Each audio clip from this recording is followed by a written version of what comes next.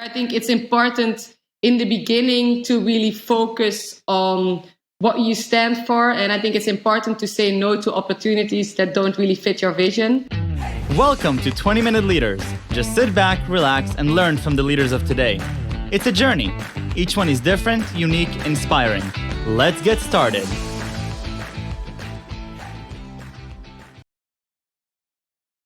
This episode is powered by J Ventures, a community-driven VC fund in Silicon Valley in partnership with Leumi Tech and sponsored by Hippo Insurance, Turing, Upwest Labs, and Hillel at Stanford.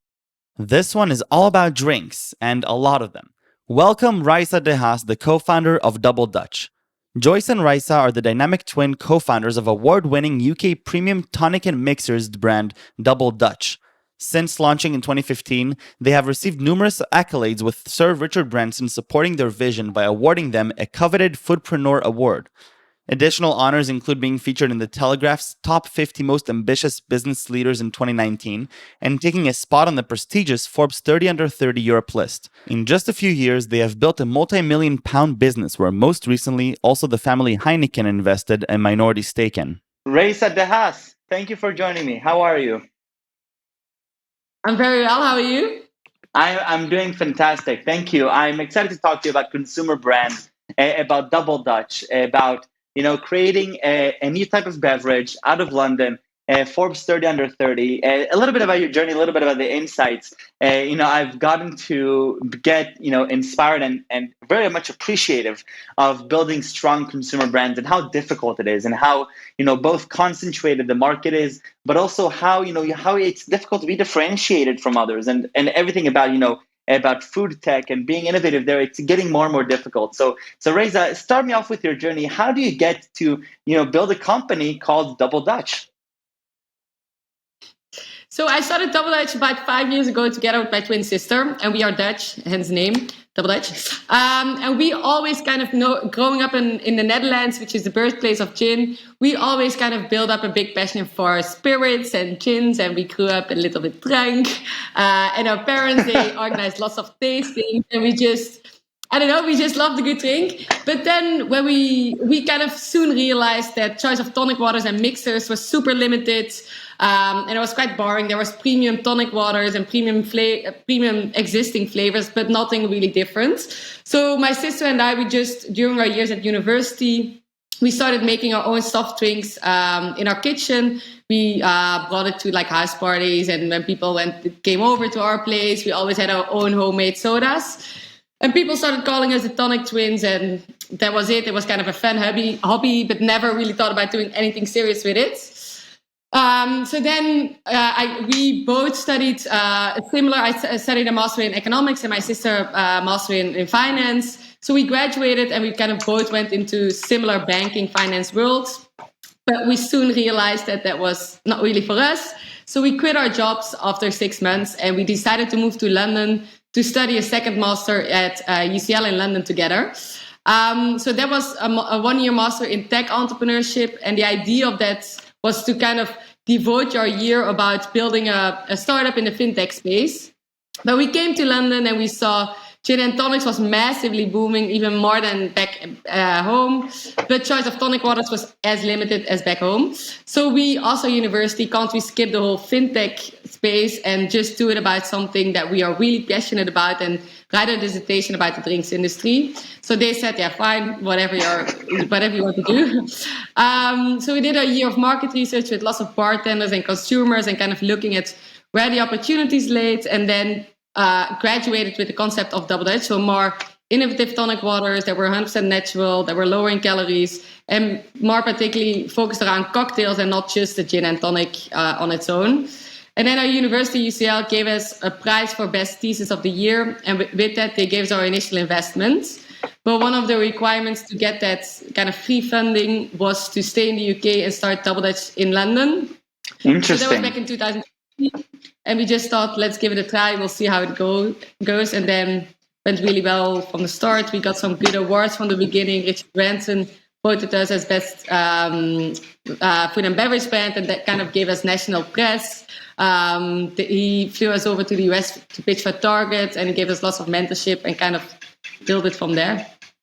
Amazing. Okay, so I love how listening to you talk about that for now 3 or 4 minutes. It makes it sound almost like easy. This idea, yeah, sure, go study a degree in finance, then go study a little bit of tech entrepreneurship, do some market research, and boom, you've got a whole a consumer brand in front of you. But that's not really the case, is it? So tell me a little bit about the complexity of creating this new brand, because obviously, sure, you can mix the drinks, you can do your science and everything, but then you have to have people actually want to drink it and buy it, and you have competition, and you're standing on an aisle with dozens of other colorful brands. So how do you actually go about thinking, okay, like how do we actually get people to buy into this? I think it's really. I think you're completely right. I think it's quite a competitive market, and I think it's difficult to build a brand. I think it's probably easier if you just want to shift volumes, but building a long-term brand takes time as well. I think it's really important from the start to focus on a really niche market. For example, for us, we focused on only the 5-star hotels and the cocktail bars in Mayfair. We didn't even go to Soho Garden, which was 300 meters further. We literally kind of built it from a tiny geographic area with a small consumer base. And why is that? So why that strategy? I think it helped us. Other customers, like hospitality venues, they thought we were probably a little bit bigger than we were because we had some really good customer base with well-known bars and restaurants in a super tiny, influential area. So people that came from, also bartenders and people in the industry that came from abroad, outside that area, they saw us. They thought, oh, those amazing bars, all of Mayfair is stocking them, but I mean, we maybe had 5 or 6 stockists, not a lot. Then we'll start stocking it and kind of build it from there. I think it's important in the beginning to really focus on what you stand for. And I think it's important to say no to opportunities that don't really fit your vision. And I think it's easy to, for example, get lost and maybe when we were 3 months young or into our business, kind of low-end supermarket asked us to list us, and it would have been game-changing in terms of volumes back then. But I think it would have really hurt our brand. So I think it's important, especially in the beginning, to be able to say no to things that aren't your specific vision. Right. And how do you do any, A/B testing, or how do you actually get feedback about, the actual brand that you're creating? I mean, you're creating, a bottle that has a label, and people want to have that label on their house, right? So how do you actually go about, creating sort of this landing page for your physical brand? What is that process like for you? I think it's very much trial and error. When we first launched, we knew that we were launching with a product that we wasn't 100% finished in terms of product, but we kind of knew 100% sure that the labels and the kind of branding around it was so far from finished.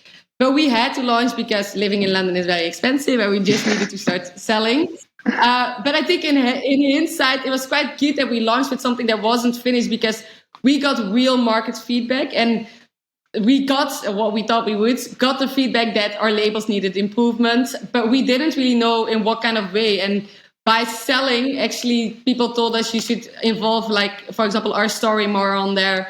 You should involve the fact that gins were originally coming from the Netherlands, and that's quite a good fit to that we were younger, so it needed to kind of be more colorful in our branding, have more flavor variation. So, and then we, after 4 months of launch, we changed our branding completely, and we changed our design. We also slightly kind of optimized our storytelling a little bit as well, just kind of by listening to our customers. So now still, if we launch a product, we launch with recipes now that we do stand behind.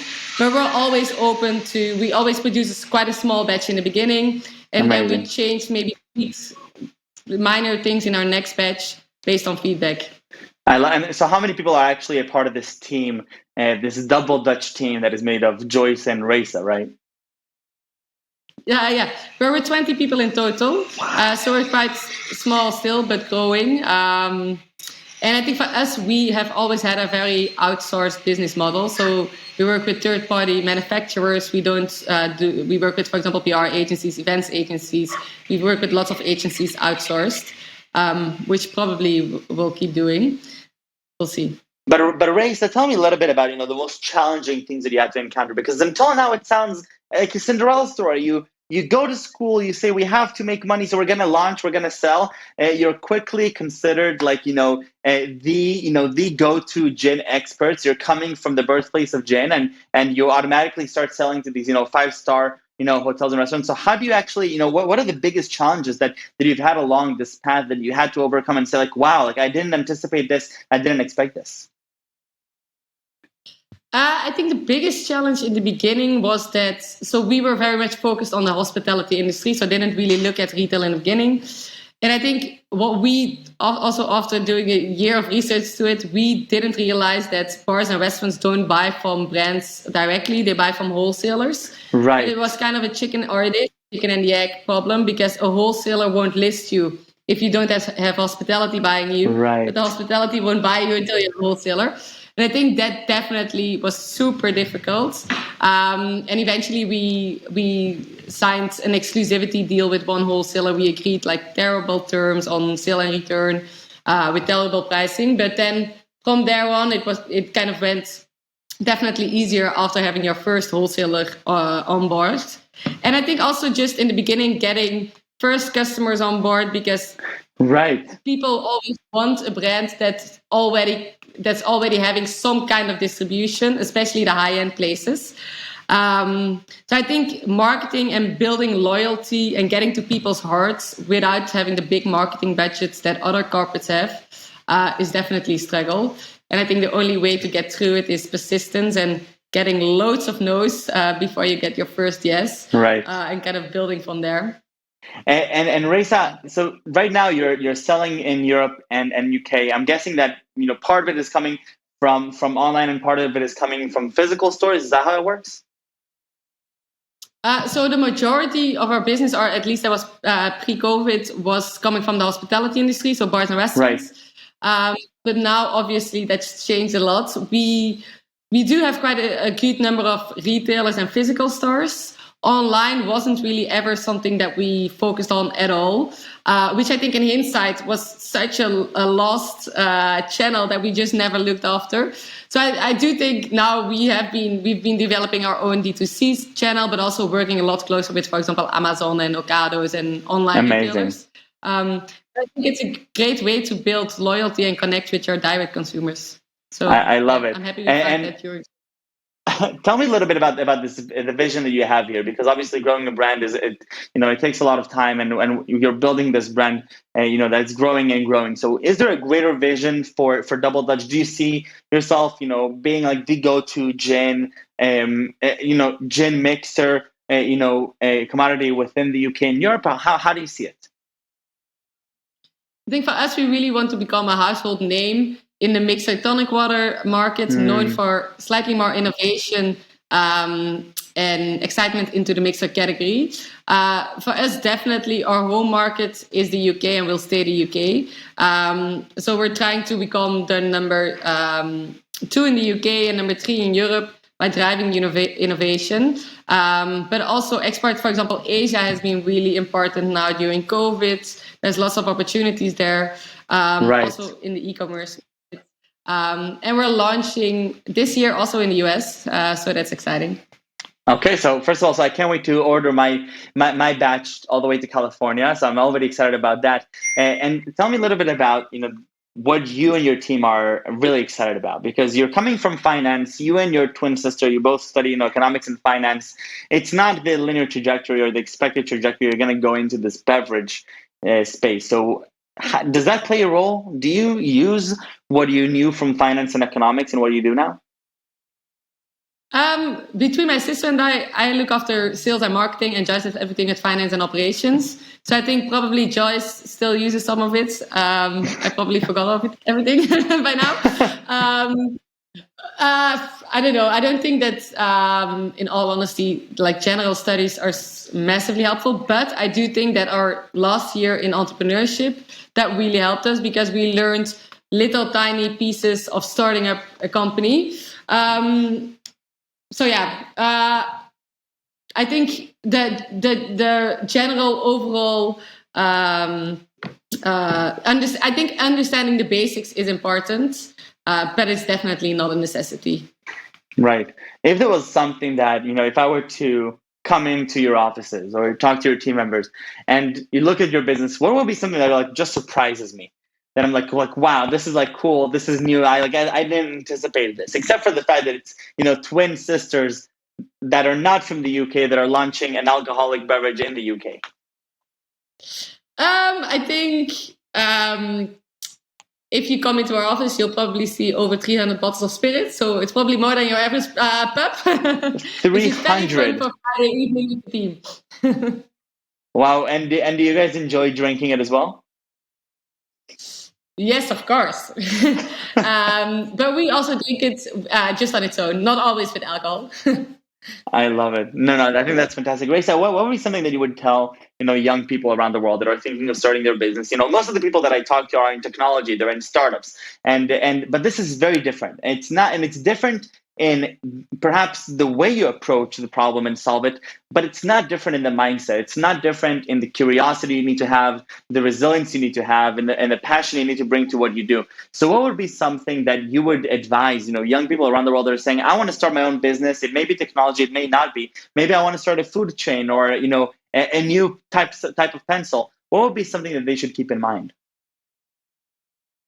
I think first of all, just start and get out and develop a kind of MVP, small prototype, something, and just start selling. Because I think lots of people wait and try to perfectionize their product or service or whatever it is with friends and family, but you're never going to get the honest, real feedback that you're going to get by trying to sell it and get paying customers. So I think the good thing with small companies and starting companies is also that people 100% forgive you and think it's quite nice actually that you take their feedback into account and they forgive you that you're changing your product. So I would 100% just go out and start selling. And I think secondly, I think it's so important to surround yourself with great people. So in the beginning, when you don't have a team yet, try to surround yourself with mentors or co-founders or anyone who can help you grow in your entrepreneurial journey. Right. Did you have that mentorship, that sort of like your personal board of directors that you go to for advice throughout this whole process? Yeah, I think now we have a great board of directors. And in the beginning, I think Joyce and I, because we were sisters, we had quite a lot on each other, but more as a general of the better to celebrate the ups, but also kind of to pick each other up in the downs. And I think we always had 2 or 3 really good mentors from outside of the company that were helping us as a more overall broader strategic view, or helping us with introductions and then network and kind of taking us under their wings. So that really helped us a lot in the beginning.